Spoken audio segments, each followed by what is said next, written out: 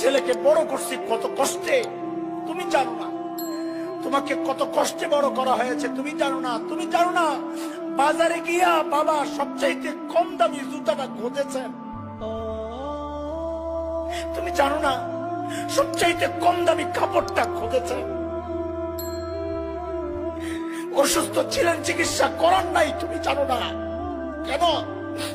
টাকা বাঁচাইয়া কবরে নিবে না। আরে পোড়া কপাল তোর সুখের জন্য। খবর নিয়ে দেখ, ঘরে একটা ভালো খাবার তৈরি হইলে কোনদিন তোর মুখে না দিয়া খান নাই। খবর নিয়ে দেখ। আর আজকে কি বিচার আসে, হুজুর ছেলে কামাই করে, এখন বিবি আছে, সন্তান আছে, মৌসুমি ফল ঘরে নিয়ে আসা খাটের নিচে লুকায় রাখে,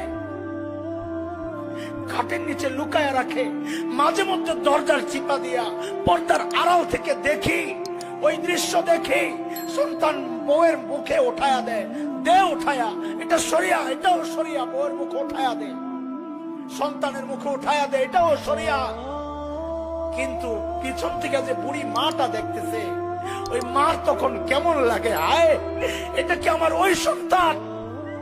এই সন্তান এটা যে ঘরে ভালো কোনো খাবার আসলে তার মুখে না দিয়ে আমি খাই নাই, আজকে ওই সন্তান আমি যেন না দেখি লুকায়া লুকায়া তার বউ আর বাচ্চারে খাওয়ায়।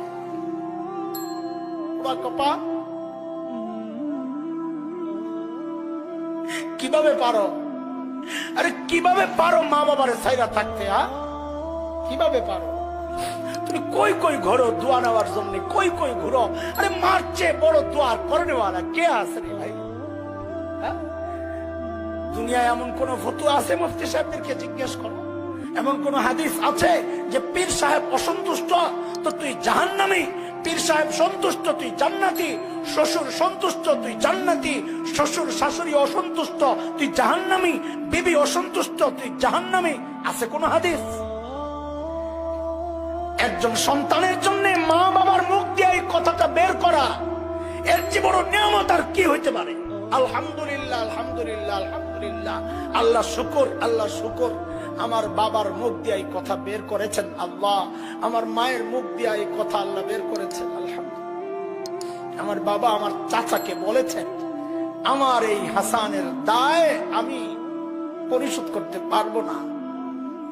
আমার বাবা বলেছেন, আমার মা বলেছেন আমার বোনদের কাছে, আপনজনের কাছে, যে আমার ছেলের দায় আমি দিতে পারবো না। দেওয়া লাগবে না, যথেষ্ট, এটাই আমার সম্বল মালিকের সামনে।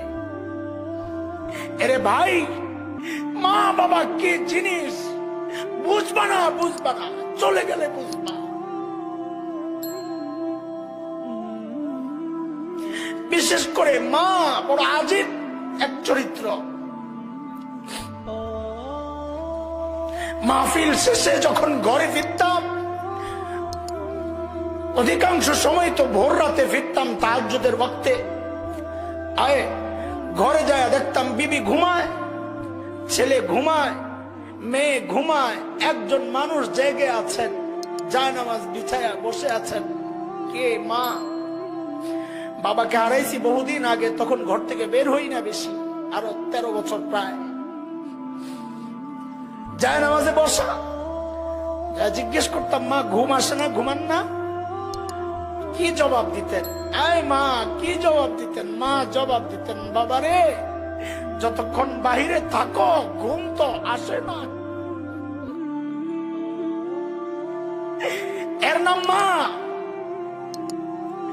হাতে পায়ে ধরে নিজের দুনিয়া বরবাদ করো না, হাতে পায়ে ধরে নিজের জান্নাত আখিরাত বরবাদ করো না, করো না। নিজের জান্নাত বানাও। নবী বলেছেন, হুমা জান্নাতুকা ওয়া নারুকা, মা বাবাই তোমার জাহান্নাম, মা বাবাই তোমার জান্নাত। মা বাবা খুশি, ঈমান ঠিক আছে তো আল্লাহ জান্নাত দিবেন। মা বাবা নারাজ, ঈমান ঠিক থাকলেও আমল থাকলেও জাহান্নাম। নবী বলেছেন। সুযোগ কই পাইবা বলো? হারায় গেলে সুযোগ কই পাইবা? দোয়া নাও, দোয়া নাও।